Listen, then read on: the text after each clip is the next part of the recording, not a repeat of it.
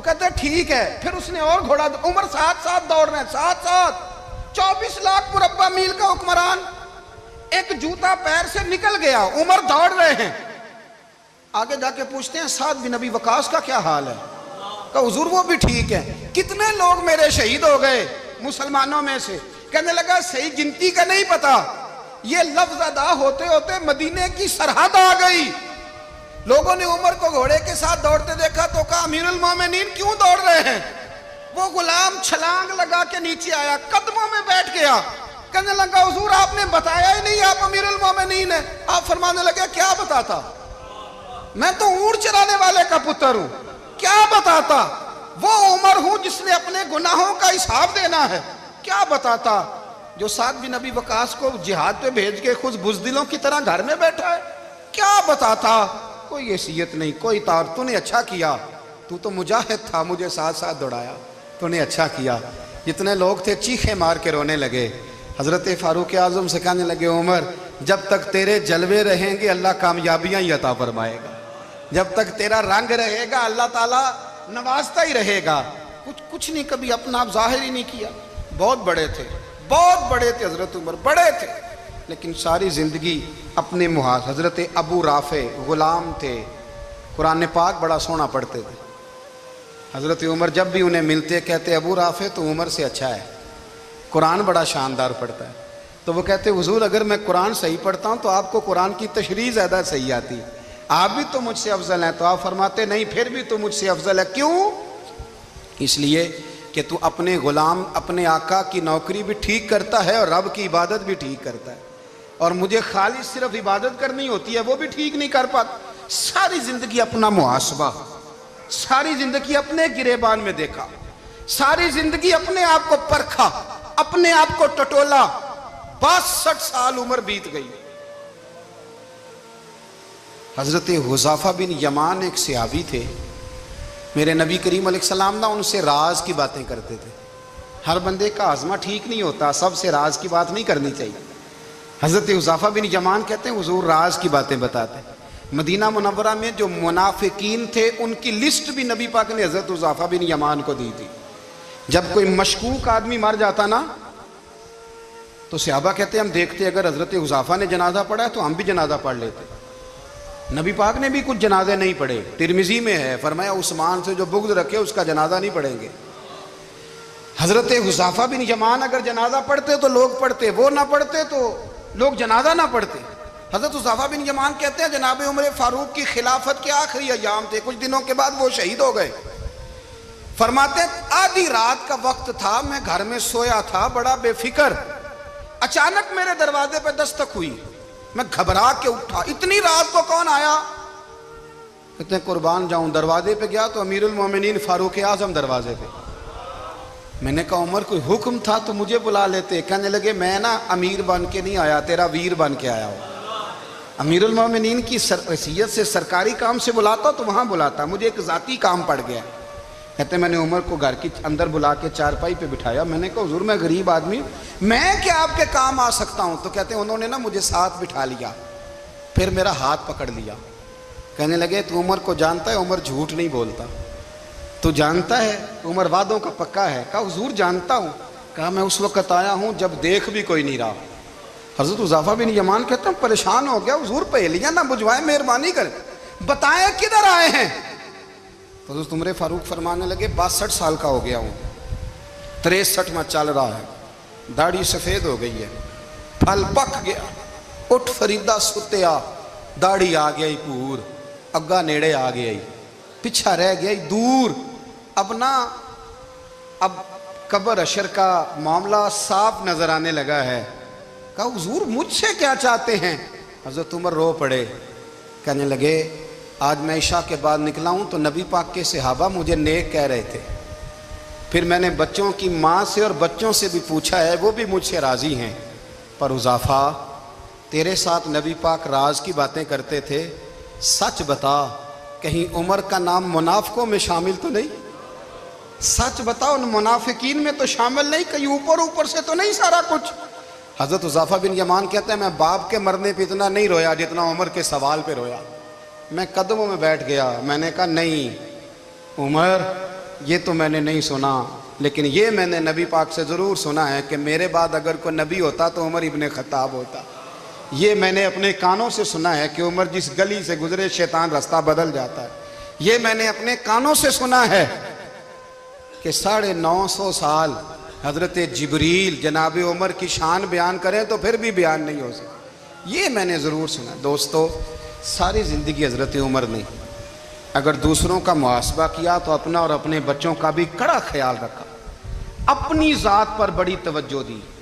جو لوگ اپنا بھول جاتے ہیں نا، ہمیں اپنی صحت کا بڑا خیال ہے لیکن اپنی روحانی زندگی کا کوئی خیال نہیں ہے، قلبی زندگی کا کوئی تصور نہیں ہے۔ آپ یقین کریں، موٹا آدمی کمزور ہونے کے لیے جدوجہد کر رہا ہے، کمزور طاقتور ہونے کے لیے، لیکن جس کو کتنے دن بیت گئے اللہ رسول کی یاد میں رویا ہی نہیں، کتنے دن بیت گئے نعت سننے کو دل ہی نہیں چاہا، جسے مہینوں بیت گئے اور قرآن پاک کی طرف نظر ہی نہیں گئی، وہ فکر مند ہی نہیں۔ زندگی زندہ دلی کا نام ہے، مردہ دل کیا خاک جیا کرتے ہیں۔ بھائی، حضرت عمر کی زندگی دور حاضر میں ہمیں یہ سبق دیتی ہے کہ کڑی نگرانی رکھو اپنے پودوں کی، کڑا خیال رکھو اپنے ذاتی باغ کا، اور یہ جو تمہارے دل کی دنیا ہے، یہ تمہاری روح کی زندگی ہے، اس کا محاسبہ کرتے رہو۔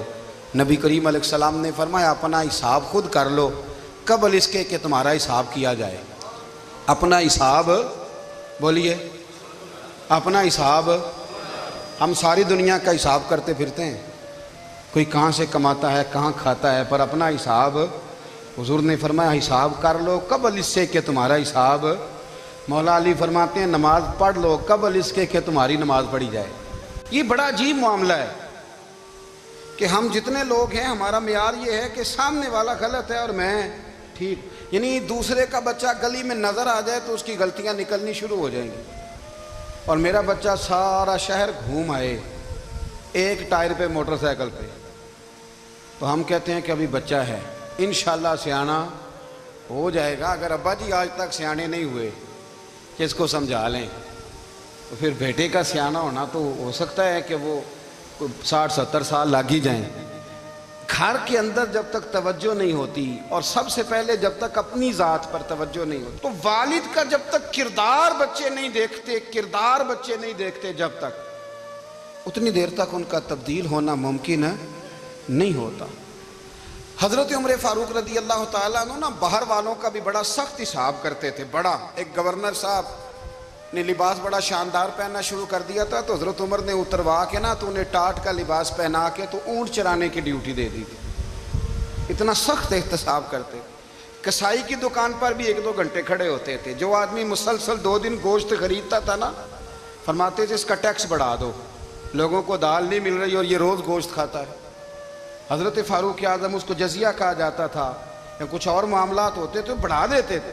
مسلسل جو 2 دن آدمی گوشت کھاتا تھا، فرماتے تھے مدینے میں غربت ہے، اگر یہ والا نظام تم کرو گے تو غریب لوگ کس کی طرف دیکھیں گے۔ لیکن اس سے زیادہ بڑھ کر جو ان کی زندگی کا معیار اور سٹیٹس تھا وہ یہ تھا کہ اپنے گھر کا خاص خیال رکھتے، خاص توجہ کرتے۔ ملک شام سے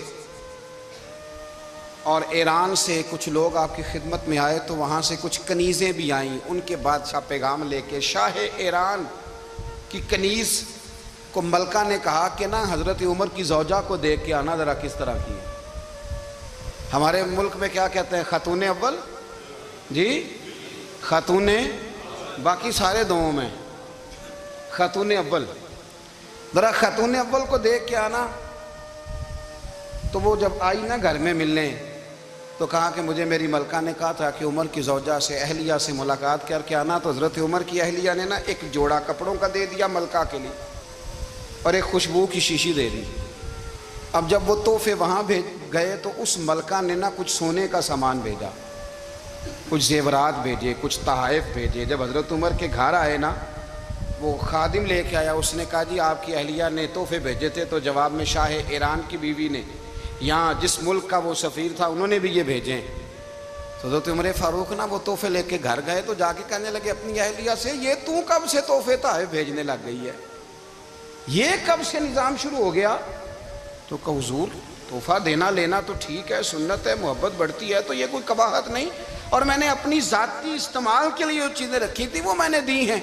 تو حضرت عمر فاروق رضی اللہ تعالیٰ عنہ فرمانے لگے ہم نے کسی ملک کے ساتھ اور اس کے بادشاہ کے ساتھ ذاتی تعلق نہیں بنانا. تعلق جو بھی بنے گا رسول اللہ کے دین کی برکت سے بنے گا. ذاتی رشتے نہیں ہم نے قائم کرنے. ذاتی آپ کے ملک کی جو ایئر لائن جس کا ہر سال خسارے کا ڈنڈورا پیٹا جاتا ہے نا، وہ ہمارے بادشاہ صاحب اور صدر صاحب اگر غیر ملکیوں کو گھوڑا کبھی بھیجنا ہو نا، گھوڑا، تو پورا ایک جہاز گھوڑا لے کے تحفے میں جاتا ہے. پورا جہاز غریب قوم کا یہ سرمایہ. اور قوم بڑی بادشاہ ہے، لائنوں میں لگ کے ووٹ دیتی ہے. دو کام ہمیشہ لائن میں لگ کے کرنے ہیں، ایک بل لائن میں لگ کے جمع کرانا ہے اور ایک ووٹ لائن میں لگ کے، تاکہ پھر پورے 5 سال لائن میں ہی لگے رہیں. مرضی سے آپ ووٹ دینا، پر جو بات درست ہے اس کو سنو. حضرت عمر فاروق رضی اللہ تعالیٰ عنہ نے اپنی اہلیہ سے پوچھا کتنے کا تھا وہ تیرا جوڑا اور خوشبو کی شیشی؟ انہوں نے کہا 3 دینار کی. فرمایا یہ 3 دینار تیرے اور باقی جو تحفے آئے ہیں وہ تو خود کہہ، چونکہ اس نے تیرے نام بھیجے ہیں. تو کہہ کہ میں مال غنیمت میں دیتی ہوں، تو کہہ میں مسلمانوں کو کہہ. تو زوجہ ہنس پڑی، کہنے لگی میں نہ بھی کہوں تو مجھے کہنا تو پڑے گا ہی، کہنا تو میں نے ہے ہی، جو کہ سامنے عمر فاروق ہیں، لہذا فرمایا کہہ دیتی ہوں میں نے دیا خزانے کو. حضرت عمر نے جمع کرا لیا. میں یہ کیا بات ہوں، میرے گھر والے جو مرضی کریں، ان کا معیار زندگی جس طرح کا مرضی ہو. اور حضرت عمر ایک جملہ کہا کرتے تھے، اللہ کرے کہ یہ باتیں اس دور حاضر میں ہماری سمجھ میں آئیں.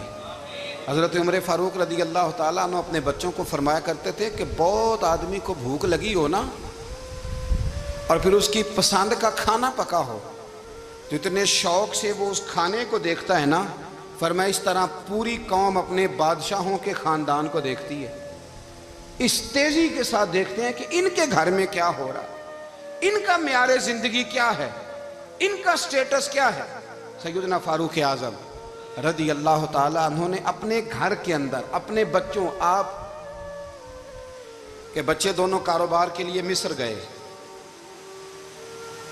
تو وہاں کے گورنر صاحب نے لوگوں سے، ایک بہت بڑا قافلہ گیا مدینے سے مصر تجارت کے لیے، جاتے ہیں نا آج بھی قافلے کئی ملکوں میں، تو یہ گئے تجارت کے لیے. تو حضرت عبداللہ ابن عمر، حضرت عبید اللہ ابن عمر، حضرت عمر کے دونوں بیٹے گئے. جناب عمر فاروق کے بچے جب وہاں پہنچے تو مصر کے گورنر نے نا لوگوں کو تعارف کرایا کہ یہ عمر فاروق کے بیٹے ہیں.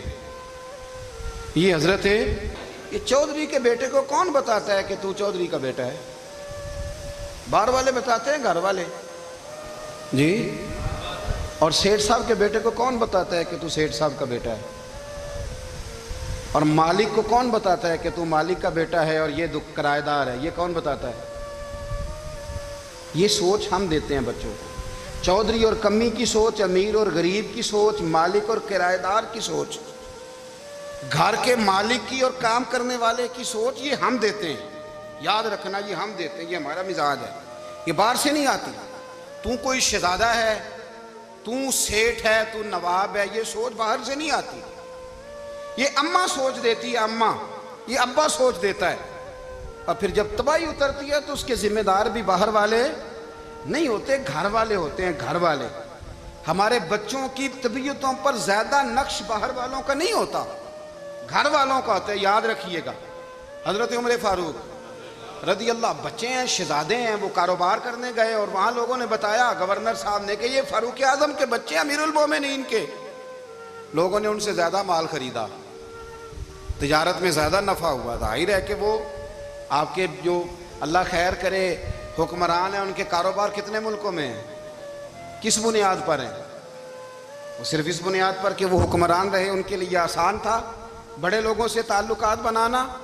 حضرت عمر فاروق رضی اللہ تعالیٰ عنہ کے بچے ڈھیروں مال کما کے جب واپس آئے نا، تو حضرت عمر سے آ کے بچوں نے بطور محبت کا، ابا جی اللہ نے بڑا ہی فضل کیا ہے، بڑا مال کمایا الحمدللہ، یہ دیکھیں کتنا نوازا ہے. تو حضرت عمر کہنے لگے سارے قافلے نے اتنا ہی کمایا ہے؟ سارے قافلے نے اتنا ہی کمایا ہے؟ کہ حضور نہیں، سارے قافلے نے اتنا نہیں کمایا، سب کو اتنا نہیں ملا. وہ تو وہاں گورنر صاحب نے لوگوں کو تعارف کرایا تھا کہ یہ عمر کے بچے ہیں، تو لوگوں نے پھر ہم سے بڑا ہی خریدا.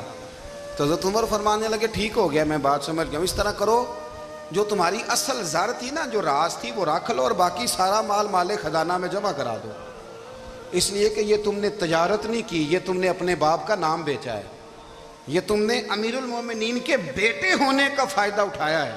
فرمایا یہ تمہارا نہیں حق، یہ مسلمانوں کا ہے، اس لیے کہ یہ مال تم نے محنت سے نہیں کمایا، یہ باپ کی کرسی کا فائدہ اٹھایا ہے۔ اور فرمایا اگر تم نے مال جمع نہ کرایا تو میں مال بھی لے لوں گا زبردستی اور کوڑے بھی ماروں گا، ڈبل سزا دوں گا، مرضی سے جمع کراؤ گے تو کوڑوں سے بچ جاؤ گے۔ بڑے بیٹے نے تو جمع کرا دیا تو چھوٹا تھوڑا پریشان ہوا، تو حضرت عبداللہ ابن عمر چھوٹے کا ماتھا چوم کے کہنے لگے بیٹے چپ کر کے جمع کرا، یہاں بھی فخر کر کے ہم عمر کے بیٹے ہیں اور قیامت میں بھی فخر کریں گے کہ ہم فاروق اعظم کے بیٹے ہیں۔